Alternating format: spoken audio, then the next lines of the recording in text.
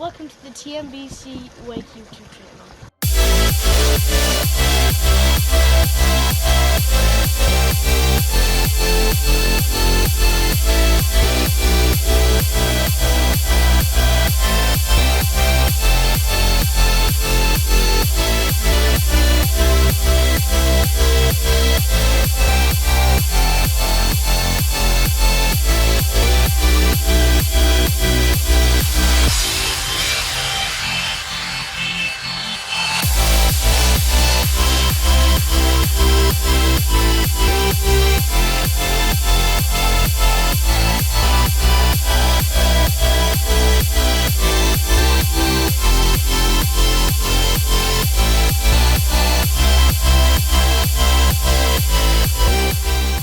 If you haven't entered the surfboard giveaway yet, make sure to get over to that video and get yourself entered. I'll put a link right above me, I'll put a link in the description below, and I'll put a link at the end of this video.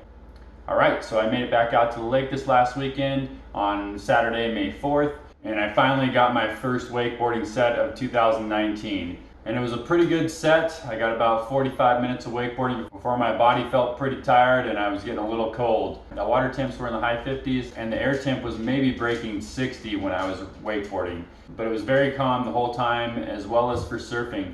So I'm gonna go ahead and get into the footage, basically have some highlights of my wakeboarding set and a little bit of surfing. We'll talk a little bit more after the clips.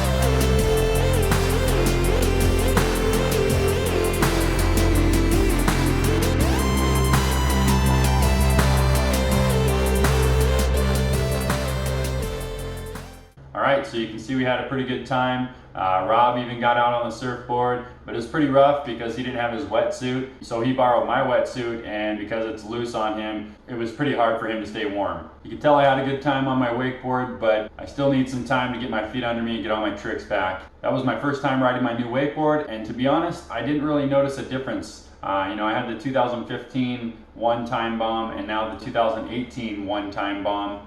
And maybe if I rode those things back to back, took a set on one and took a set on another, I'd be able to tell. But I think because there was a whole winter in between from when I rode my 2015 to when I rode my 2018, I don't really notice a difference. But it's supposed to have more pop. Either way, I like it. I'm really a fan of the colors on this one.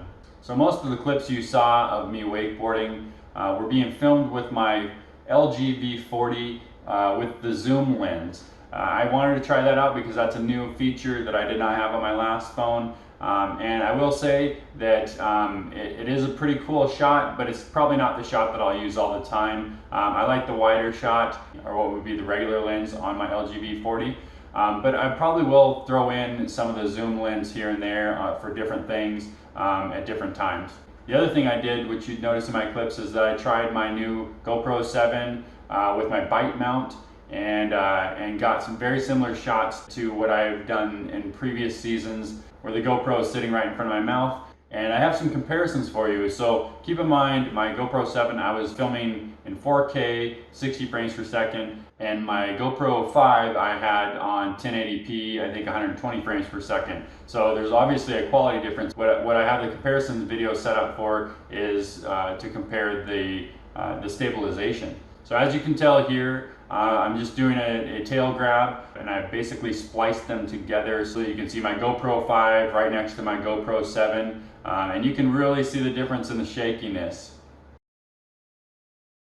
And here's another clip of me doing a melon grab 180, where I've just flip-flopped the splice, so I just changed which GoPro is on which side. So I thought these were some pretty good examples of how the GoPro 7 really has stepped up the game. So on to surfing. I'm still loving my Hi-Fi Party Shark. I feel like I'm getting more and more air. I did try the board without my surf boots on, and it seemed a little bit tight for my feet, so I'm hoping those break in. Just a word of warning to those of you who have size 11 feet or bigger. Mine are 11 and a half, and I did most of my riding with my surf boots on with those pads off. And actually on one of the wrecks, when I fell, the strap, because it's like a flexible plastic, it actually dug into my surf boot and cut it. I already repaired that, but I can only imagine if that was my bare foot. So you wouldn't want to be riding it without those pads with your bare feet. So I'm just going to play with that, and hopefully they break in, or hopefully I find a setting that works best for me. But so far I'm loving that board. Another quick update on Hydrosilix. It seems to be holding up so far. After this trip, when I wiped down the boat, it seemed to have the same properties. It wasn't as hard to wipe down. So I'm happy with the product as a wax replacement so far. Alright, that's it for my video this week. Thank you for watching. If you enjoyed this video, please give it a thumbs up. Also, please leave comments below if you have something to say about it. And please subscribe if you haven't already. And hit that notifications bell so you can be notified by future videos. See you next week.